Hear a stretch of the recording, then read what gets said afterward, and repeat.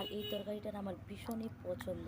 সে সাদা তরকারি বলে অনেক রকমের সবজি দিয়ে বানানো হয়, যেটা hey guys, welcome back to our YouTube channel Deepa official আরেকটি ব্লগে জানাই সবাইকে স্বাগত। সবাই কেমন আছে? সবাই সুস্থ আর ভালো আছো। তোমার স্পিডটা দেখতেই পাচ্ছ, প্রচুর স্পিড।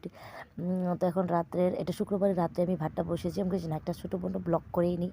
তো খালি ভাত বসাবো, দুপুরে সব সবজি আছে, আলু ফুলকপি তরকারি আছে, সাদা তরকারি আছে, বেগুন ভাজিও আছে। তো এখান থেকে আমি ভাতটা বসিয়ে দিয়েছি।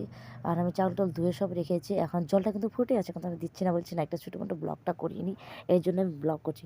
তো আমার চ্যানেলটা গ্রো করছে না, প্লিজ সবাই আমার চ্যানেলটাকে সাবস্ক্রাইব, লাইক, কমেন্ট, শেয়ার অবশ্যই করো, যেন আমি একটু তোমাদের মতো এগিয়ে যেতে পারি। তো আমার চাউলটা দেখো এখানে আমি ধুয়ে রেখেছি, এখন জলটা পুরো উতলে গেছে দেখো। তো আমি এক হাতা করে সব চাউল দিয়ে দেবো। আমি চাউলটা অ্যাকচুয়ালি হাত দিয়ে দিই, কিন্তু মোবাইলটা ধরেছি তো এক হাত দিয়ে, ওই জন্য আমি চাউলটা দিতে পারছি না, এই জন্য আমি হাতা দিয়ে দিচ্ছি।